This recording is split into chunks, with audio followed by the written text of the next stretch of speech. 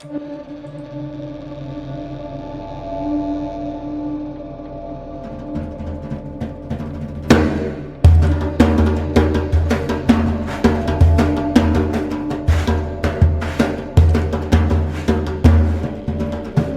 there, it's Lacey J, here to ask you to go to spacebearmedia.com right now to access all our content, buy yourself some merch, and most importantly, send us a message, a question, fan mail, even hate mail. We'll respond on YouTube. Also, please remember to rate and review the podcast on your favorite app or share it with someone you know who loves Lost. Hello, everybody. Welcome back. It's Last in My 40s, Season 4, Episode 13. There's No Place Like Home, Part 2. It is another Oceanic 6 episode, and it's a Derek episode. But first, how's everybody doing this week? Fantastic. It's the last week of, audio podcast. We'll be back next week with our video post show on YouTube, but this is it. It's end of season 4, all dropped today. Ben, can you remind us before we finish this podcast, where did the rankings end at the end of episode 12? At the bottom, or I should say third from the bottom, we have Charles Widmore displacing the 3 doctors. So now third from last is solely owned by Charles Widmore with negative 29 points. The Silver Surgeon in second to last, Jack, negative 32 points. No change from the week before.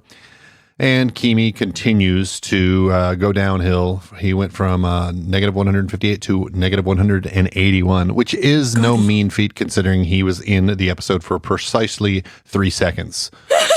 It's true. Amazing. All right. And at the top, no changes at the winner's podium other than some point totals, but everyone's still in the same place.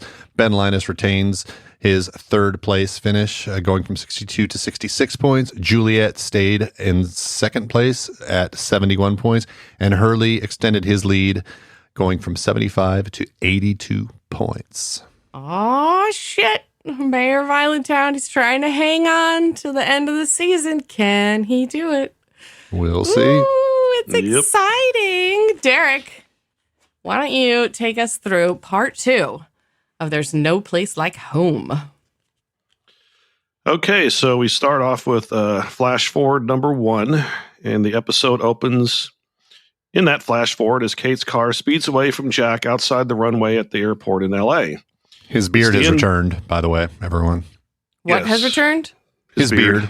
Oh, yes, of course. Yeah, the beard is back. Because it's the end of the last scene of the season 3 finale where we first found out about the flash forward. Only this time the scene continues. As Jack watches her drive away, suddenly Kate's tires skid as the car brakes to a stop and then speeds back towards Jack in reverse gear. She gets out, tears streaming down her face, and says, "We have to go back? We have to go back? Who do you think you are? You call me over and over again for 2 days straight, stoned on your pills, and then you show up here with an obituary for Jeremy Bentham." Who? Derek? Who's Jeremy Bentham? I have no idea. No clue. All right. When he came to me and I heard what he had to say, I knew he was crazy, but you believed him. Jack confirms that it's true, and Kate is shocked he'd listened to Jeremy Bentham of all people. What? Jack says he believed him because Jeremy said it was the only way he could protect Kate and Aaron. Oh, boy. Kate slaps Jack across the face, hitting that beard, and tells him to keep Aaron's name out of his mouth. To which Jack says, "Okay, Kate, going forward, I'll err on the side of caution." Oh. So that makes Kate is the Will Smith, I guess, and Jack is like Chris Rock. What did the 5 fingers say to the face? Slap. Keep Aaron's name out your mouth. So before getting into her car and once again speeding off, Kate says, I've spent the last 3 years trying to forget all the horrible things that happened on the day that we left. What? How dare you ask me to go back? Damn. Horrible things. All right. So on the island, it's day 100 for the originals, and Jack is leading Sawyer through the jungle. Day 100, wow. Yeah. Sawyer questions the direction that they're traveling, but Jack insists that Lapidus said to head northeast. Sawyer thinks that they should slow down because Jack doesn't look so good. But of course, Jack insists that he's fine just as they come upon a dilapidated greenhouse. Oh, my. Most of its walls and roof have fallen in, and the jungle has had a big head start reclaiming the rest. They crouch down and observe quietly. Sawyer asks, so what's the plan, Sundance? Sundance Kid, I guess, is what he means. Yeah. As Jack is saying, the plan is to wait. They hear what sounds like a zipper zipping, and out comes Kate with her pants. Oh, wait. Oh, my God. Booyah! Woo! Sniffing plants. Hey, greenhouse, good place to sniff them. They swing around, pointing their weapons towards the source of the sound of the rustling branches. Through the foliage, they see Hurley apparently finishing up some business. Sawyer calls out to him, and Hurley finishes zipping his pants and says, dude, you came back. How did you know where I was? Hurley sees Jack standing a few feet behind Sawyer, and Jack says, it's good to see you, Hurley. I can't do a Jack impression. So where the hell is he? Birds are chirping as Jack, Sawyer, and Hurley hike up to the greenhouse. Jack sees Locke inside, checking underneath some overgrown shelves of plants. He calls out to him, and Locke turns around to say, hello, Jack. Ooh, boy, is this the first time they saw each other since he tried to kill him? Yeah. I think so. Yeah. So too, yeah. Nice little reunion here. Yeah. The freighter, Kahana, motors through the open water, and inside the armory, a green light shines on a radio receiver. Desmond examines the bomb it's connected to, which is huge. Michael and Jin are with him. Desmond assesses there's enough C4 to blow up a bloody aircraft. That's more like to blow up an aircraft carrier, for Christ's sake. Yeah. He says, when I was in the Army, I did 6 months explosive ordnance disposal. Convenient. Yeah. Which, as the saying goes, just enough time to learn how to blow yourself up. Yeah. Pretty much. Michael wants to know if there's a timer and wonders why it hadn't gone off yet. Desmond says the radio receiver attached makes it so the signal can be sent to trigger the bomb remotely. Uh-oh. Jen asks, isn't somebody wearing like something on his arm? Uh-oh. Yes, yeah. Remember that? Yep. So Jen asks in English, so can we turn off? Desmond takes a deep breath and exhales before saying, this is a tripwire. Move it and boom. Boom. This is a dummy wiring. If you cut the wrong one, boom. This is multiple firing systems. You disable one and the next one, boom. This battery is the power source. If you disconnect it, but before you can end the sentence, Jen finishes it for him. Boom. Boom. Lots of boom. Big bada boom. He's really catching on to this English. Yes, he is. And this takes us Bada to boom. the title screen. Yes, it does. Uh-huh. Inside the greenhouse, Jack confronts Locke while Sawyer and Hurley stand by. Jack wants to know what Locke is doing there, and Locke says he's looking for an entrance to the Dharma station below. Jack wants to know what Locke plans to do once inside, and Locke asks James and Hugo to give them some privacy. Okay. As they turn to go, Jack says, don't bother. We just came back from Hurley. Let's go. Boom. Like, fuck you, Locke. Yeah. Jack turns to leave. Sawyer starts to leave, but Hurley looks like he doesn't want to leave Locke behind. Locke pleads with Jack that he needs to hear what he has to say. Jack turns around, pissed off, and says, what I need to do is to walk back to the chopper, get on it, and get the rest of our people off this island. Hurley drops a dude and says he doesn't think that's a good idea. The Rambo guys are taking Ben to the helicopter right now. He surrendered to them about an hour ago. Jack looks at Locke and says, now why the hell would he do that? I don't know. Is he leading them away? I think it makes sense, right? If you consider that the way to move the island is apparently in the orchid. And so Ben's like, maybe I'm going to lead them away while you do the business. So he's sacrificing himself? That's not a Ben He thing to always do. has a plan. Yeah, Well, that's we right. didn't think it was a Ben thing to do, right? But we're seeing some changes in him. If he's like, I'm wrapping up my leadership on the island, I guess. So he might be. Keamy and the other mercenaries march Ben through the jungle. One of them has his rifle pointed into the trees, vigilant about any ambush. Ben's hands are bound with plastic hand bindings, and Keamy says, "So tell me something, Ben. What is it that makes you so important? I'm curious.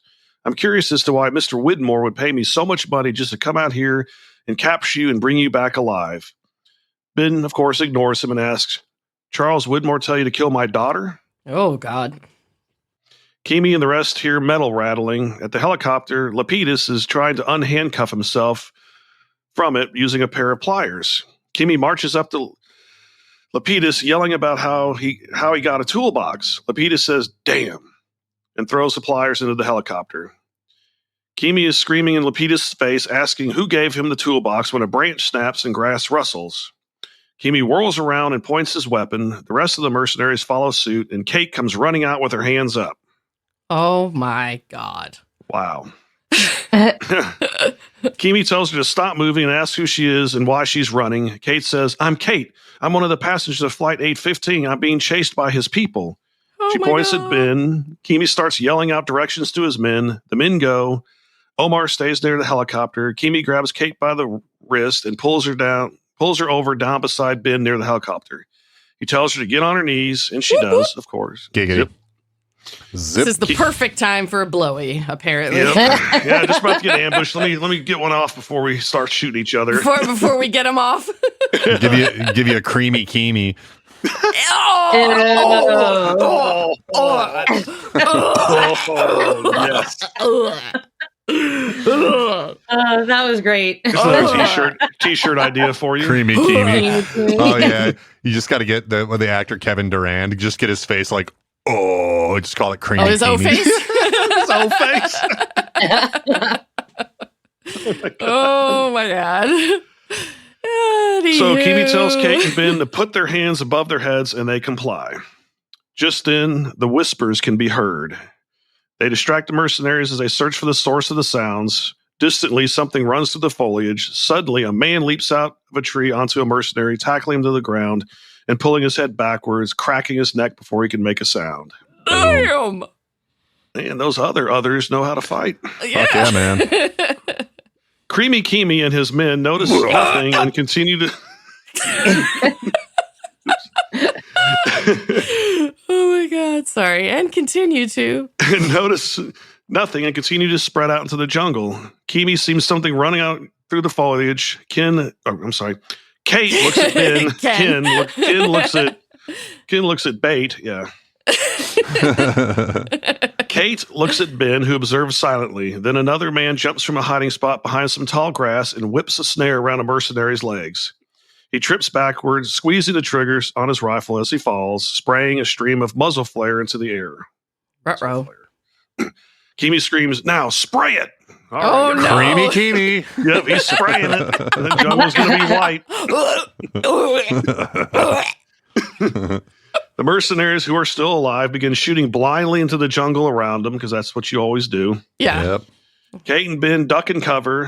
Lapidus seeks refuge inside the helicopter and dodges the return fire that seems to be coming at the mercenaries from the jungle. This is what you call spray and pray. Yep. Oof.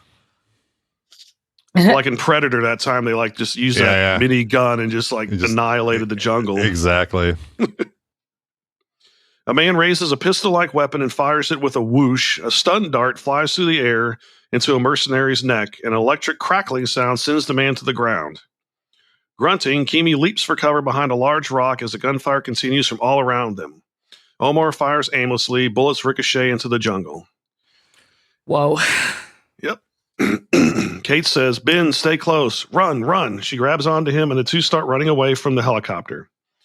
Keamy cocks his rifle, as we know he is deadly serious, and leaves the cover to pursue Kate and Ben. Just then, a grenade lands right next to the helicopter.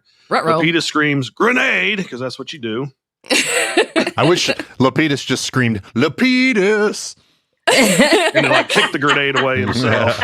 Like every time he does something heroic, he Lapidus. I feel like he should have a spinoff or something. Oh yeah, I'd watch that. Keamy kicks the grenade away from the helicopter, grunting. It lands right next to Omar and explodes, sending Omar flying backwards through the air. Keamy ducks again behind the rock as dirt and debris rain on him. He gets up and goes after Kate and Ben. The chase to the jungle is on. Kate and Ben have a head start, but Ben, whose hands are bound, trips and falls. Damn it, Ben. Kate goes back for him and is trying to get Ben up as Keamy gets close. Suddenly, Saeed pulls a Locke and flies out of the jungle to tackle Keamy. Locke in the box. And he's screaming, "Saeed! I'll show you, Lapidus!" And you see Lapidus in the distance just shaking his head. Like, damn it. The two This is some tumble down. badass. This is some badass. Oh fighting. yeah, this is so good great. fighting. This That's a scene great is fight. amazing. So the two tumble down a hill. Keamy recovers first and draws a handgun. But Saeed grabs Keamy's arm and pushes it to the side just before Keamy gets off a shot. Keamy swings his arm around and pulls the trigger a second time. The bullet flies aimlessly in the opposite direction. The two battle with some awesome fucking kicks, including when Saeed gets the gun. I think Chuck Norris would come in here and start roundhousing Seriously, people. so many impractical kicks in this fight. Yep. So, including when Saeed gets the gun and Keamy kicks it out of his hand. Damn it. Saeed turns to run towards it. Keamy gets up, grabs Saeed by the shoulders. Saeed turns under Keamy, unsheathing a curved blade knife from Keamy's leg and stabbing into his armpit. Oh, ouch. Yeah, that's got hurt. Keamy screams, but the battle continues. They're beating the bejesus out of each other when Saeed falls onto his back. Keamy spits from a bloodied mouth and limps towards the fallen gun. Saeed rolls over and crawls towards it. He picks up a fallen tree limb and swings it around into the back of Keamy's legs, and then swings it around and hits Keamy in the front of the neck. Boom! Sending Keamy backwards down the slope and onto his back. Oh, shit, yeah. Creamy Keamy is moaning and grunting. Oh, God. When Saeed comes down on him with a tree limb. Keamy grabs it and then catapults Saeed over the top of him. The momentum of the motion sends Saeed landing on his back with Keamy square on top of him, straddling Saeed's body and pressing the tree limb down into Saeed, with Saeed's only defense is to try to bench press the limb up and away from him. Fuck! Keamy wins this fight, and the limb presses down into Saeed's neck, strangling him. Saeed gasps for air. Keamy presses harder. Then, pop, pop, pop. Keamy topples off Saeed. Panting, Saeed looks up to see Richard fucking Alpert with a handgun. What? Bam! Richard to the rescue. Saeed struggles to his knees as numerous disheveled others emerge from the tall grass and jungle around them, and Kate and Ben run over. Kate offers Saeed a hand and helps him up, smiling at him. Ben looks down at Keamy and says, "Thank you for coming, Richard." Alpert replies, "My pleasure." It's so casual. Yeah, they're just so casual. Just a big gun battle and grenades and fighting. No worries. Thanks for coming. No problem. We were just hanging out in the jungle anyways. His No worries. calmness is... It's weird. We were just making sure all of our clothes were similarly brown, what we do on normal days. So Ben reaches his bound hands towards Kate, who has picked up Keamy's knife, and Saeed dropped in the fight and asks to cut free. She does so, and Ben asks Richard, "What was the arrangement?" Richard says they promised to let Kate and Saeed off the island if they helped rescue Ben. Ben says, "Fair enough. The helicopter's yours. You and Saeed have a safe journey back." This is just like the end of season 2, right? Where they're out on the dock and he asks them what was the deal with Michael? And he's like, I didn't like it, but we honor our deals. He's got there is some honor about Ben. Mm-hmm. He will follow whatever these rules are, I guess. Yeah. Kate is in shock that he's just letting them go and says, "That's it." And Ben replies, "That's it. Okie dokie. You're out. See you."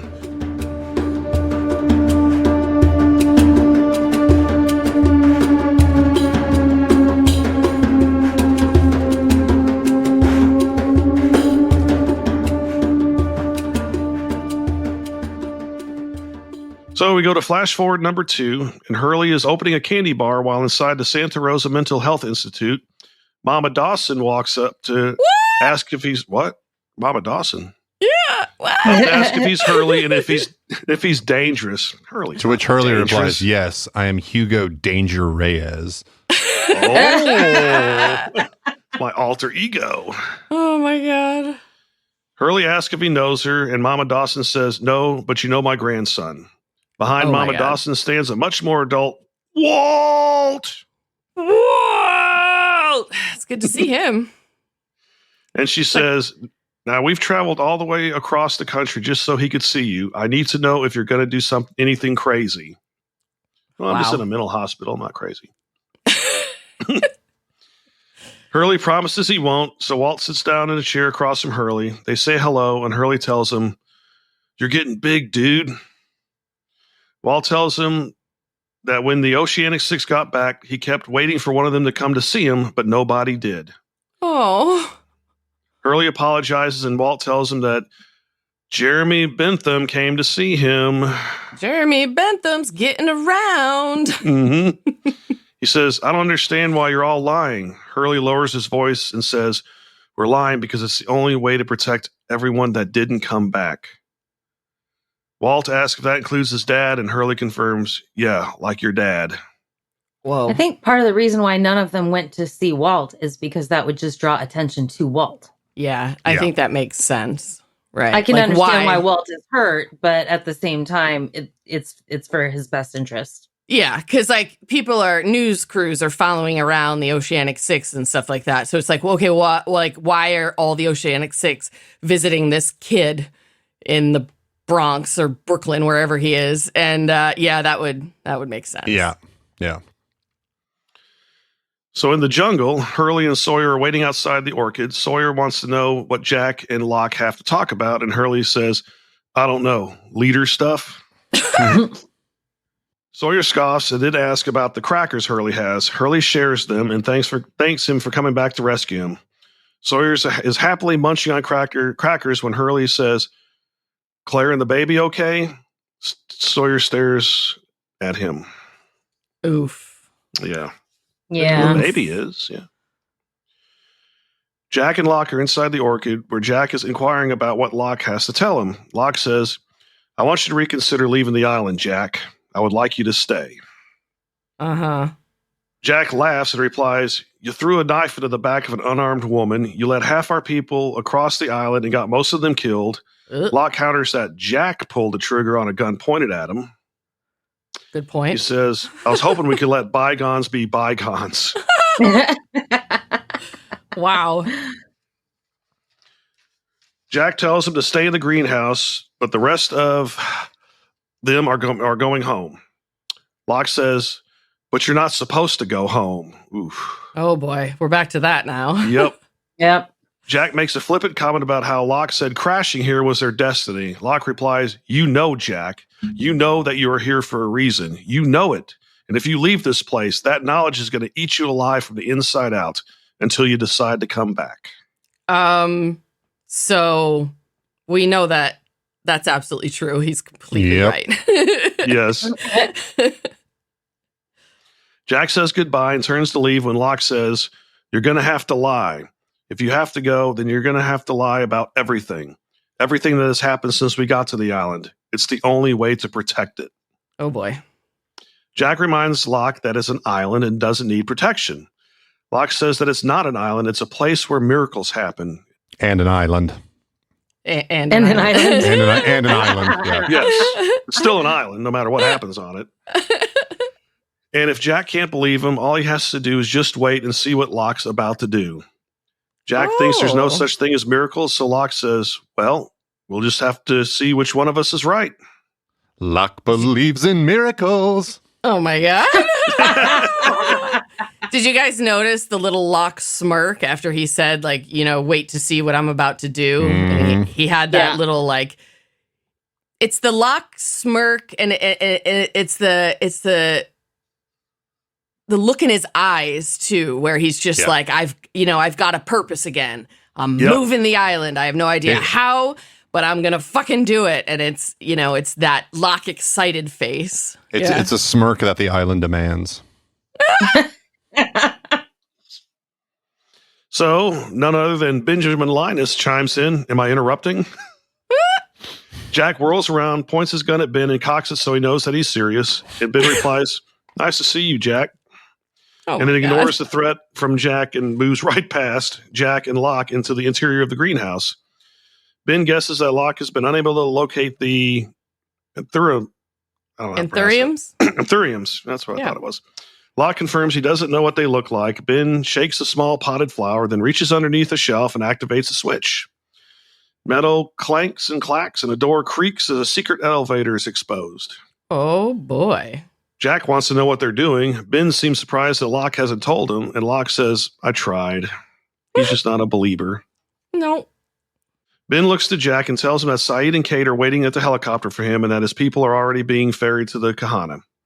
Jack is confused and surprised. Ben says, "I'd love to fill you in on everything you missed, Jack, but you, Hugo, James, you need to get moving. If I were you, I would want to be on a boat within an hour.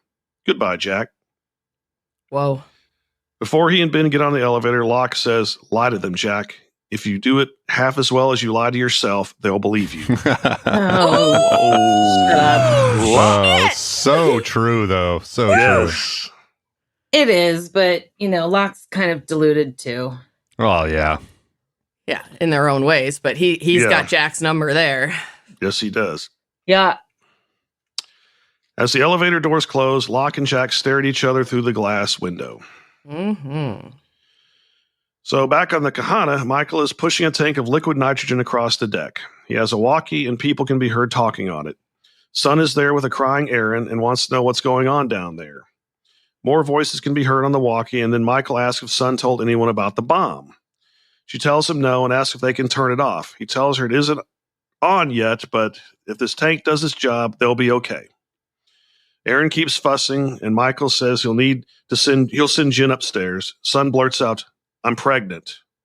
And Michael says, "Congratulations, son." He takes the canister below deck.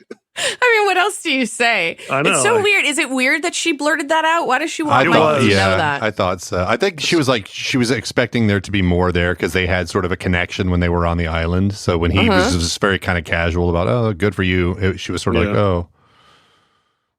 Yeah. That's how I read it. Yeah, that was just kind of a strange thing. I think you're right, Ben. I think that's how I felt about it too. What did you thought it was weird too, Christy? Oh yeah.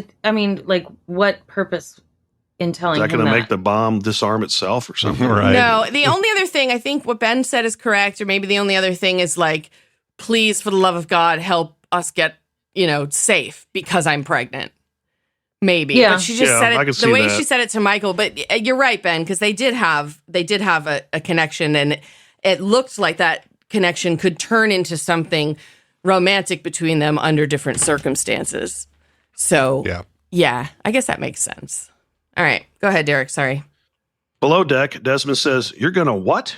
Michael explains that the liquid nitrogen will work to keep the battery cold. If it's cold, it can't get charged. If it can't get a charge, it can't detonate. Desmond wants to know what the catch is, so Michael says, "The catch is we only have one canister. We use it up, we're right back where we started." Oh, boy. Desmond wants to know if they should wait until the light turns red to use it so they can conserve. But Michael says if they wait until they see the red light, it'll be the last thing they see. Oh, dear. Desmond agrees to the plan and then asks Jen to help him trace back some wires and make a list of where each goes. They head off and Michael starts freezing the battery. Yeah, this is a solid plan. There's definitely no possible way this boat could explode. No, not at all. No.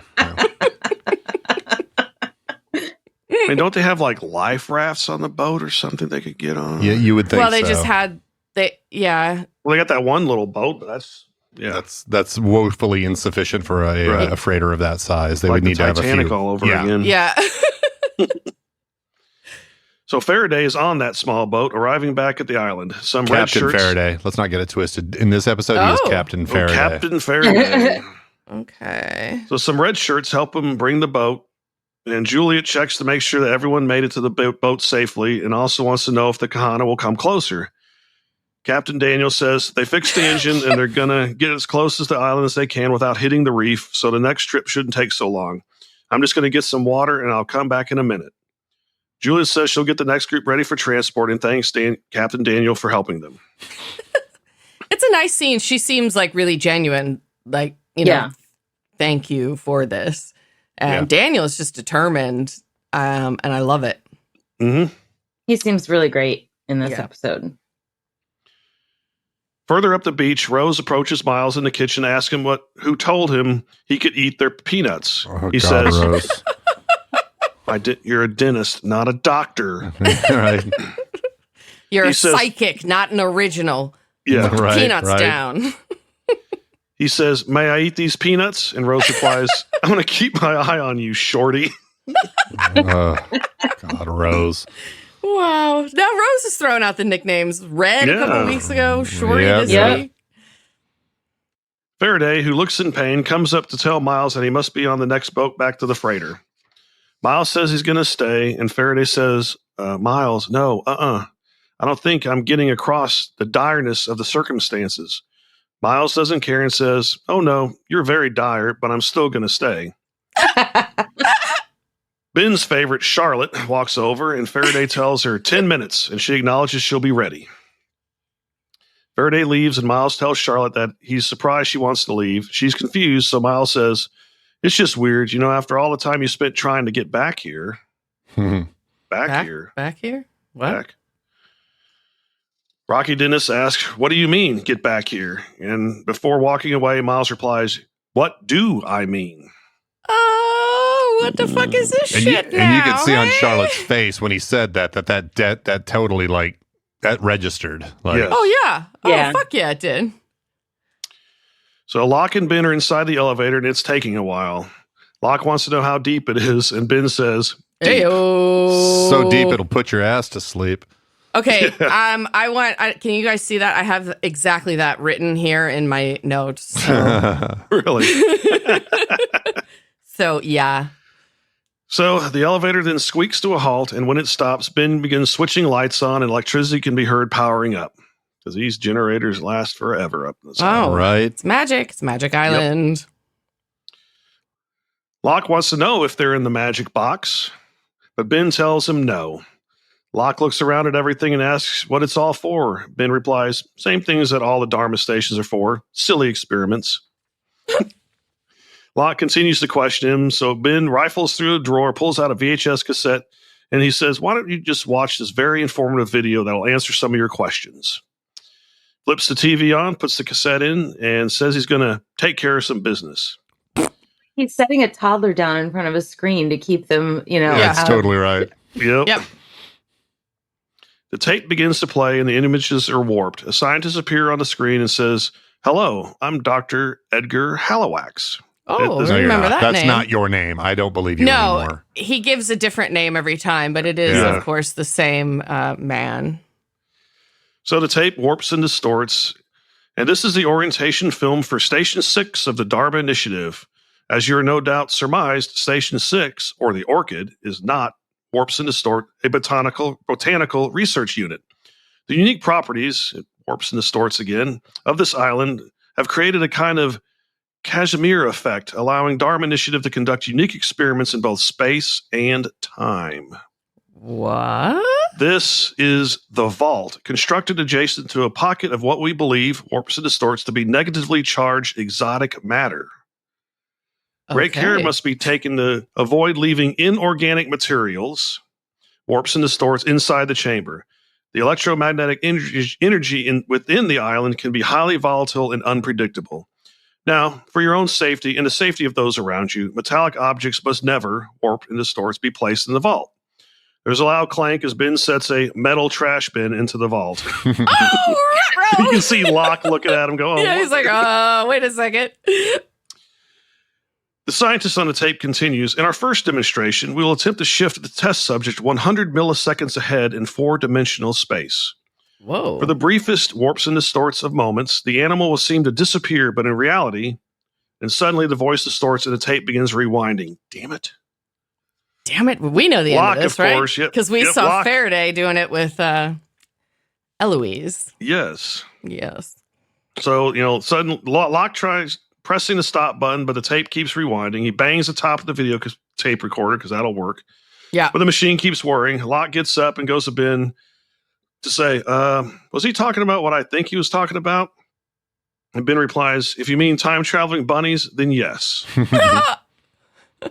Okay. Locke also points out that the man on the video said never to put metal in the vault. Ben stares at Locke for a second, then gives a curt, exasperated nod and turns back to his work. Suddenly, they hear metal creak and clank and squeak as the elevator starts making the trip up the shaft with the whirring sound. Locke wonders if Ben is expecting anyone, and Ben says, may I have my weapon back? Oh, dear. So Hurley, Sawyer, and Jack arrive at the helicopter. They excitedly greet Kate and Saeed. Sawyer nods to a dead mercenary and asks Kate, he say something to tick you off, Freckles? She replies, didn't kill that one. Jack wants to know where Aaron is, and Kate tells him he's with Sun and they should be on the freighter by now. She says if he's okay, and Jack says, I am now. Sawyer calls Lapidus Kenny Rogers. I was waiting for that one. Yeah. And tells him to stop trying to pick the lock on the handcuffs. He'll use a hacksaw on it. Jack asks Saeed how he got back from the freighter and whether it's safe there, mentioning the dead Dr. Ray washing ashore. Saeed tells him it's safe now. No, not really. Sawyer cuts Lapidus free and says, let's go, Freckles. I've seen enough of this rock. Oh, boy. Lapidus fires up the helicopter and everyone boards. Hurley wants to know if they can come back to the island to look for Clea, and Jack tells him, absolutely. Lapidus yells, let's go for a ride, and the chopper takes off for the Kahana. It's so victorious for like a minute. It is. Finally. We were watching another show that we've become obsessed with on Apple TV, which we do apparently a lot of free promotion for now. But it's called For All Mankind, and we were watching the last episode of season 1 last night, and they had a scene where you went from like an extreme high to an extreme low, and I looked at Ben and I was like, they lost at us. Yeah, they did.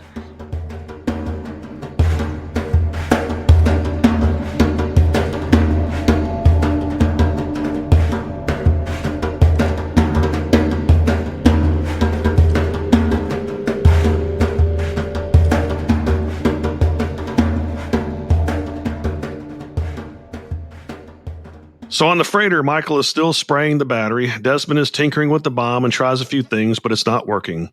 He's frustrated and wants to know how they even know that freezing is working. Michael says, well, I'm in construction. I know about bombs. No, he says, we'll know if that light turns red and we're still here. Oh, boy. You still can't cobble a shoe.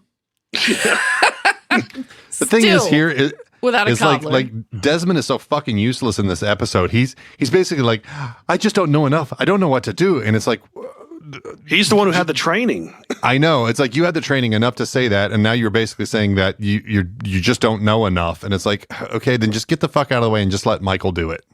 Well, he did say that he knows just enough to get himself killed. Yeah. And then he whines here about just not knowing enough. So it's just like, I don't know. Mad at He's Desmond. frustrated. Oh, I find that hard to do, but I see your point. So there's about only a quarter of the tank left, and they decide they better get everyone off that boat before it runs out. The chopper is heading for the freighter when Lapidus notices the fuel gauge is rapidly dropping. Of course it would be. Yeah. Yeah. Duh. Wouldn't be lost without that. Saeed notices his face, and Lapidus tells him that they're losing fuel. Everyone looks outside, and Saeed notices the leak. He said a bullet must have pierced the tank. Well, that's pray and spray, or spray and pray, whatever. Mm-hmm. Lapidus wants to land, but Jack tells him no. He says there's no fuel on the island. If they turn around, the helicopter becomes useless.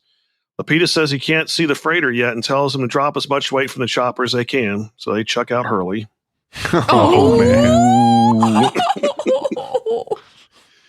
Jack wants to know if it's enough. Lapidus says he'll feel better with a few 100 pounds more going, but that he's still close enough to the island to land there. Jack yells, do not go back to the island. Do not. Like, abso-fucking-lutely not. Just then, Sawyer leans over to Kate and whispers in her ear. She says, why are you telling me this? Sawyer kisses her and says, just do it, Freckles.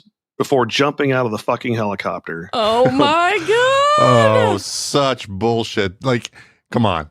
Like, were they only going 15 miles an hour in their search? Were they only maybe 50, 60 feet up? Like, there's no way if they were even a couple hundred feet up and he was going maybe 30 at the slowest. I don't think they're probably going a little fast. I mean, I figure they go about 50 or 60. You would They're think? probably going 50, 60, maybe even 70. If they're looking for something, they're going to be moving. And they were a ways up. I know these people. You don't think he would survive the Send your jump? disbelief. I mean, no life jacket or anything. And as far out from the island as they are, I mean, I think it looks like it's several miles away already. Yeah, we're going He's to a hell talk. of a swimmer. We're going to talk a little bit more. I have some more to say about that, about her Sawyer's journey. I off do the too. helicopter in the next episode. I so do too. Yeah, it's probably the same complaint. But I don't know. I mean, if he made himself as like water hydrodynamic as possible, if he just got into arms and legs straight down, like he may have been able to bullet into the water without breaking anything. Like if he landed strange, then I don't know. Yeah. Mm-hmm. You think? Is that possible, Ben? So, do you accept possible? That? Sure. Possible. Okay. All right. Yeah, I mean, people can survive falling out of 8-story windows island. too. So. Anything is possible. This is true. Okay. Does the magic extend to the water? Maybe. Yeah, they do have Dharma sharks out there. So after his improbable jump, Kate screams, "Sawyer!" For a moment, he disappears into the ocean, but then surfaces and watches the helicopter fly away. No, go ahead. Jack didn't look too happy about that kiss. And he then realizes also that his ankles, shins, knees, hips, and ribs are all broken. But he's going to swim 3 miles to shore in open water. This is the moment, though. This is the moment that he asked her for whatever favor she was doing and hiding from Jack, right? Right, when Jack just flipped out about it. Oh, yeah. Right. He just leaned in and went, anal. Oh, my God. Anal. Sorry. I'm a terrible person. No, you're not. You're right. I'm not. You're not. I'm not sorry. So Faraday and Charlotte are away from the others on the beach. She tells them that she's decided to stay on the island for now. Daniel says, "Charlotte, there is no for now. If you don't come with me, for now could be forever." She tells him nothing is forever. He wants to know why she's staying. And she says, "Would it make any sense if I told you I was still looking for where I was born?" Faraday says no, and they laugh and hug. She kisses him on the cheek and says goodbye. Faraday walks to the boat and sees Juliet standing there. He says, "Let me guess, you're not coming?" She tells him she promised she wouldn't leave until everyone was safely off the island. She tells him to relax and that she'll be there when he gets back. Faraday says, right, when I get back," and gets on the boat and leaves. Inside the Orchid Station, the elevator creaks to the bottom of the shaft. It stops with a clank and a squeak. 2 army boots stand inside. Above them, a hand reaches down and unsheathes a knife from a boot, and it's none other than Keamy. He lifts the elevator gate and limps out of the station, into the station. In the distance, Dr. Hallowax continues to talk on the videotape. Properties of this island have created a lot of Kashmir effect. A panting Keamy calls out, "I know you're down here, Ben, crouching in the dark, just waiting to take a shot at me." On the video, this is the vault. Keamy again, "Well, you better aim for the head, Ben, not like your boyfriend who shot me in the back like a coward." Wow. The video again says the man who executed a girl on her knees. That's great. Exactly. Piece of shit. Yeah. The video again. To avoid leaving inorganic materials inside, Keamy tells Ben he's got body armor on, and that's been known to take a bullet or two already, and then adds, "But before you take your shot, Ben, let me tell you about this." Keamy removes his flak jacket and it falls to the floor. Strapped to his bare bicep is a device with a green light on it. Green light? Red light. Uh-oh. Green light. The light shines in the darkness, and he says, "See that? I took out a bit of a little life insurance policy, Ben. It's a heart rate monitor, and it's connected to a radio transmitter. We call it a dead man's trigger." Always heard dead man's switch, but whatever. Ben, if my heart stops beating, it sends a little signal to the 500 pounds of C4 I've got hardwired out there on the freighter that'll kill a lot of innocent people. It's not hard. 500 pounds. It's not hardwired if it's wired to a radio receiver. Yeah, there's a big long wire going from his arm to the freighter. Does he mean the C4 is hardwired to the receiver? Yeah, that's what he probably meant. He must, yeah. So that If you think I'm bluffing, need I remind you how your daughter looked as she bled out? Fucking asshole. Face down in the grass. Necessary. Like, Jesus trying to rile him up. Trying to incite him, yeah. Yep. Face down in the grass. Oh. Keamy then whirls around and assumes a combat stance to see Locke standing there. Good old Locke. Oh. I imagine Locke standing there eating an apple. Hi. Yep. Hey. Locke introduces himself and says he's got no conflict with Keamy, and neither do the people on the freighter. Locke asks him to put his knife down and talk, and Keamy replies, "Sure, I'll put my knife down because that's what I always do." Yeah, right. He replies, "Well, John Locke, I've never been really one for talk." Suddenly, Ben leaps out of his hiding space to whack Keamy flat in the face, first in the face, and then his injured leg with his fancy baton. He's like a little spider monkey, or he's like Arya at the end season of Game of Thrones. He just like comes out of fucking nowhere. Keamy falls to the floor, dropping his knife. Ben picks it up and, while screaming, "You killed my daughter," begins stabbing This is savage, man. Yes, I can't blame him though. I can't blame him for stabbing the fuck out of Keamy. Locke moves quickly. He just goes crazy. He goes fucking crazy and stabbing him like a maniac. It was like watching Sharon Stone going at that ice with the ice pick in that Basic Instinct. Yeah. Yep, Keamy ain't creamy no more. He's bloody. Oh, No. he's bloody. So Locke moves quickly to pull Ben off Keamy. Ben is still screaming, and Keamy is gagging on his own blood. Keamy's device starts to beep, and Locke says, "Ben, what did you do? You just killed everyone on that boat." And with a Ben's satisfied look on his face, he replies, "So?" End of episode. Lost title screen. As ice. I mean, just so. Cold Oh my as God, fucking Ben ice. Linus. Whew. That's a hell of an ending moment. I have actual goosebumps on me right now. Just wow. Me too. Weird. Yeah, that scene is great.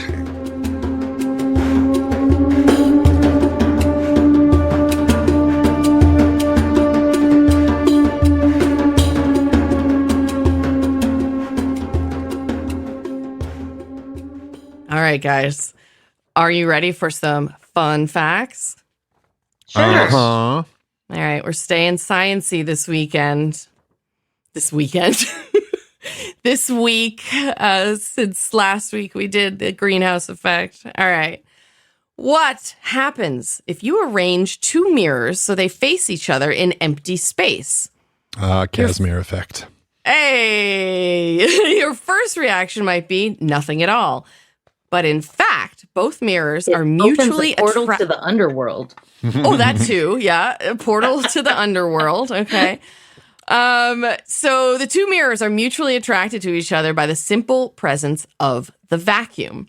In 1948, Dutch physicist Hendrik B.G. Casimir of Philips Research Labs predicted that two uncharged parallel metal plates would be subject to a force pressing them together.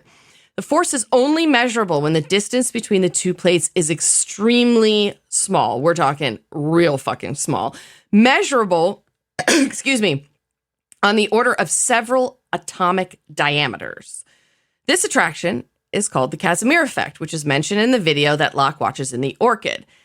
The video said the unique properties of this island have created a kind of Casimir effect, allowing the Dharma Initiative to conduct unique experiences in both space and time.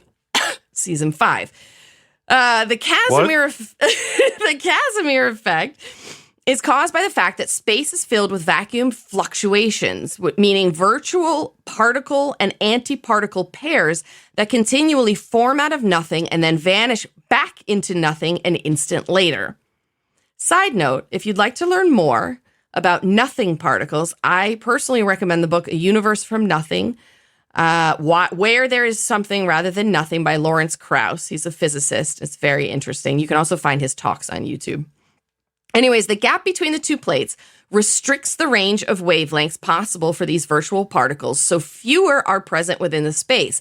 As a result, there is a lower energy density between the two plates than in open space. In essence, there is nothing between two plates, creating negative energy and pressure, which then pulls them together.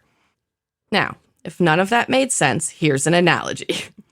A simple Bring the water analysis from the north and make it moist. yes, and moisten the forest.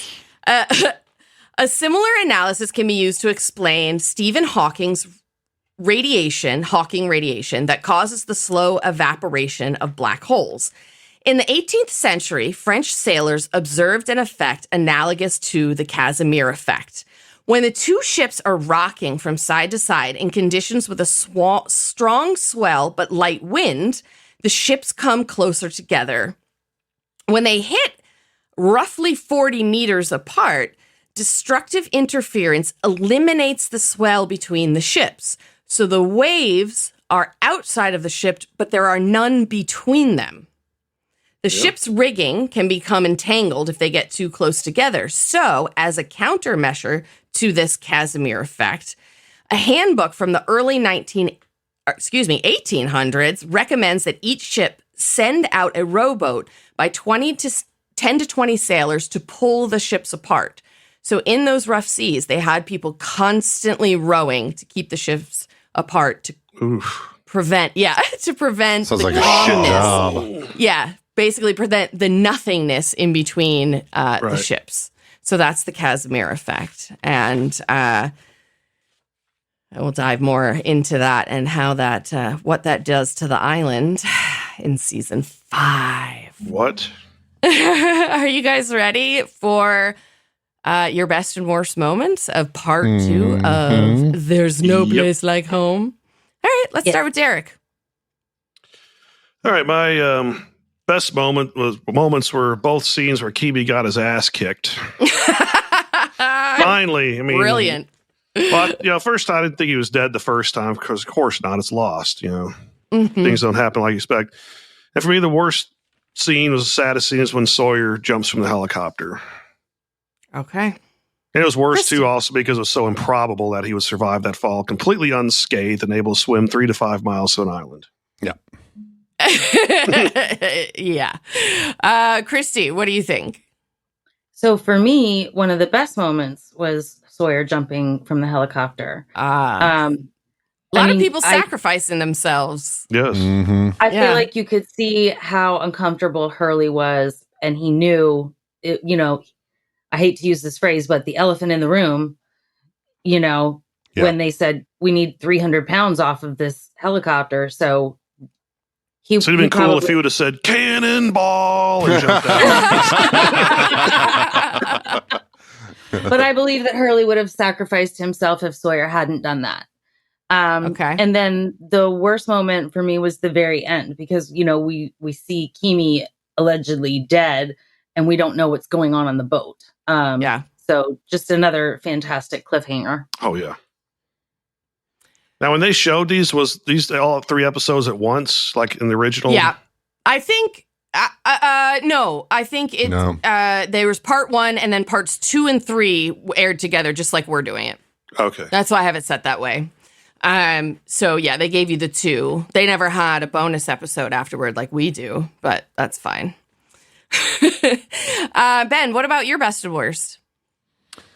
My best moment was when Ben just goes fucking savage on Keamy and just stabs the living shit out of him. And then when Locke says, you just realize you killed everyone on the boat, and he just says, so? Yeah. And that was, holy Jesus. Yeah. Another best moment was actually Sawyer leaping from a helicopter. Just the selfless act that it was, but I also have that as my worst because it's just unbelievable that would actually happen, or that he would survive that. Yeah, that's it. So for me, I had 2 quotes as my best moments. The first one is so, because oh my God, oh my God. And the second one is Miles to Charlotte. What do I mean? Because, that was what is going on here? We're one episode away from the end of season 4, and they just open up this storyline. Like, what? What do you mean, get back here? She's looking for her birthplace. Like, are people born on this island? Are there natives to this island? What? Like, there's so much just that one little line that's leaving you to like, oh my God, now we have to get to season 5. And the worst moment for me was honestly Keamy taunting Ben, talking about Alex bleeding with her face in the grass. Like, it just was so unnecessary. And no, it was necessary. Well, he had to get Ben out. Yeah. Had to get Ben out of his hidey hole.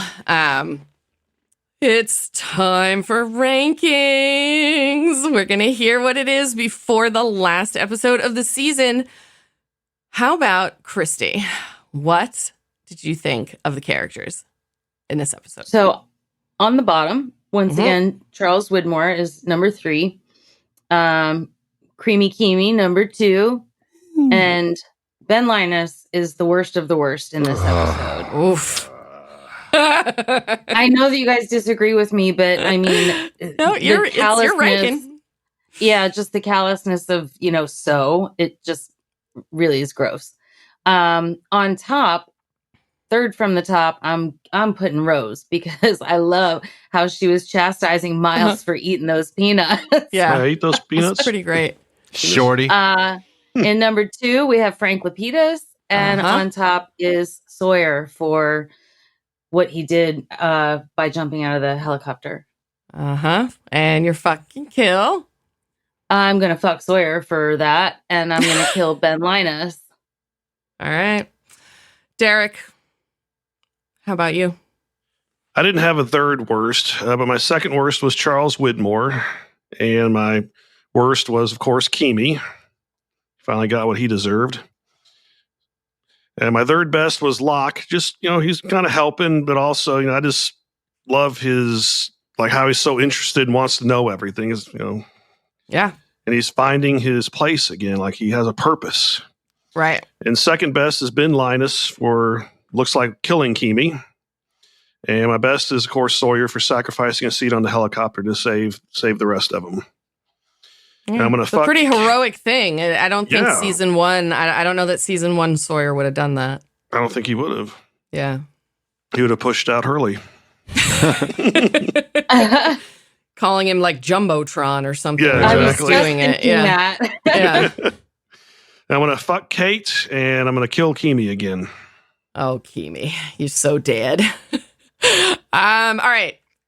My rankings. I have Jack's beard as the third worst because it's back and I hate it. I've got Charles Widmore as my second worst because, again, like, he's not in the episodes, but he, by the transitive properties of Keamy, all this shit is happening because of him. Right. Yeah. So I've got him there. And of course, I've got Keamy on top. I did not like the way he was taunting Ben. He did get what he deserved.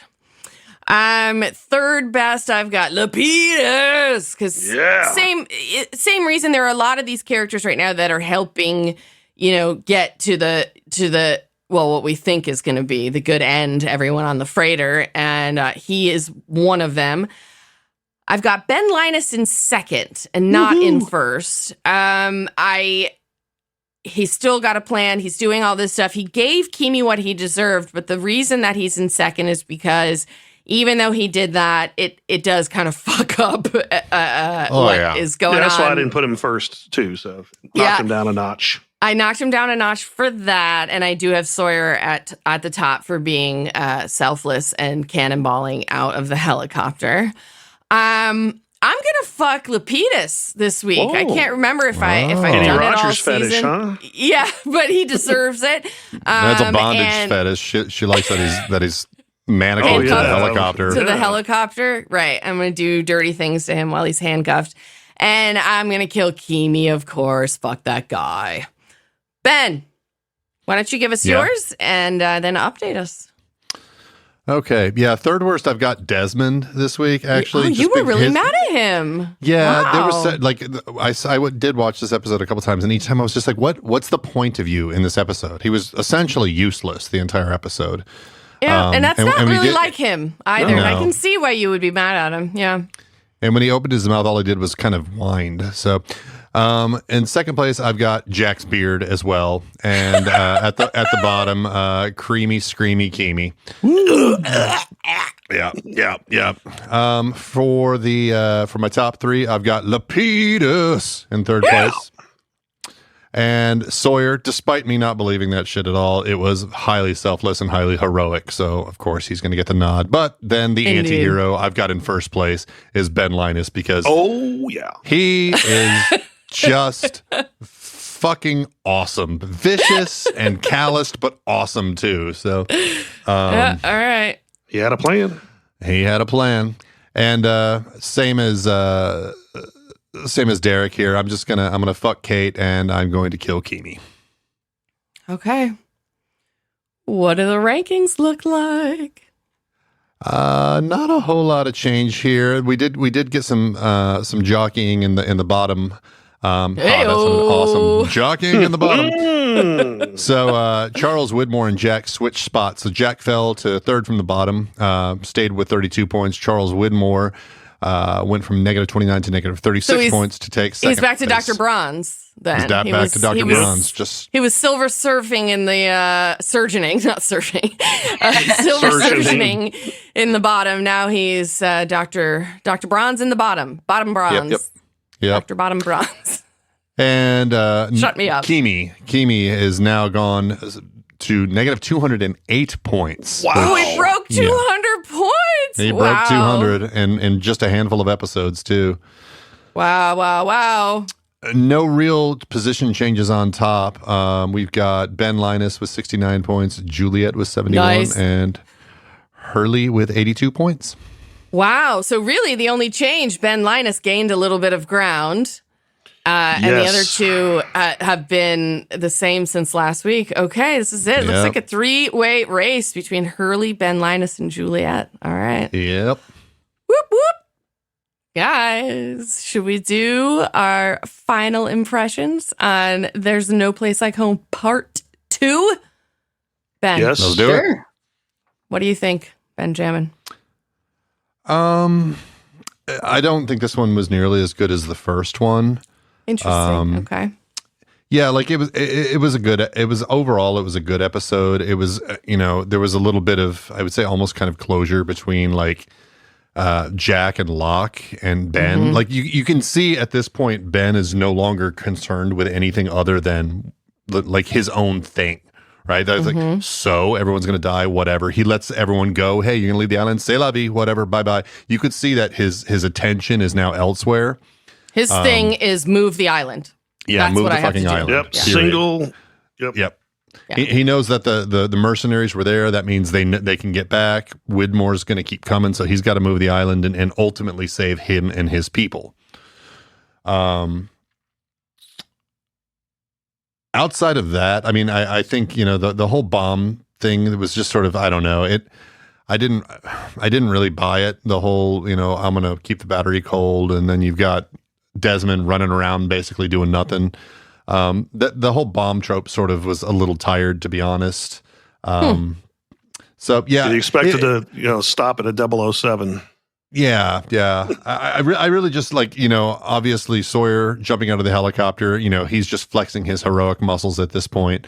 Outside of that, like it was a good episode, but I don't think it was nearly as good as the first one or the last one of this this three-part. Considering the way that it aired, like Derek had asked before, it makes sense that the 1 week there's a couple big reveals and a shocking ending, and when these two are airing one right after the other, this is more like the build up to the end. Right. It's not a huge cliffhanger. You got to wait a week to see. Right. You can just, it goes right into it. So it kind of makes sense that would be the format. Within the context of this being the first of essentially a 2 parts in one night, it was a really good setup, but as a standalone episode, it was serviceable. Yeah. I see what you mean. I agree with that. Yeah. Christy, what about you? I very much agree with everything Ben said. I think that like one of the absolute highlights of the show was the Keamy Saeed fight. Yep. You know what? That's true. Like that's a standalone. Just put that Just take that out, put it on YouTube. I watch that every now and then when I need to get like hyped. Yep. Yeah. You know, the only physical violence or fight in this show that I thought was even more savage with that was when Jin goes into that hotel room and just fucks that dude and just up. like and then takes his dog. Yeah. That's pretty savage. That's it then, Christy. Because I feel the same. I'm not even sure what else to say at this point. I think we kind of all said it. This episode is definitely one to be building you up. They do drop the little nugget about whatever the fuck is going on with Rocky Dennis. But yeah, other than that, it's a buildup. Derek, what did you think? Did it leave you with any new questions, or did it just get you kind of like ready for episode 14? Yeah, I did have a couple questions, but yeah, this episode was good. Not as good as the first part, but yeah, like you said, they show 2 in one day, they're not going to leave you like a big cliffhanger. Right. But, so yeah, Ben and Locke, they're in the Orchid now, and their process of moving this island, however that's going to happen. And Ben, he did probably doom the people on the freighter, but so. Mm-hmm. So I got a few questions is, why does Locke keep saying that they are not supposed to go home? Why do they have to stay? Mm-hmm. And why is Charlotte trying to search on the island for where she was born? Mm-hmm. And who is Jeremy Bentham? Oh, my. All right. Well, one of those questions is going to be answered. It's an end of show sort of answer. One of those questions is a season 5 answer, and one of them is next week. Join us now. Next week is now. Because our other episode is out right now. So don't join us later. Stop listening to this one and go download the fucking other one. And then download the special episode because they're all available right now. Go. Season 4, episode 14. There's No Place Like Home, part 3. It's an Oceanic 6 episode. It is, of course, a Derek episode. Be there for the shocking ending of season 4 when Derek finds out who's the man in the box. Uh-oh. Go download it right now. We'll see you there. Bye. Bye-bye. Bye. Bye, y'all.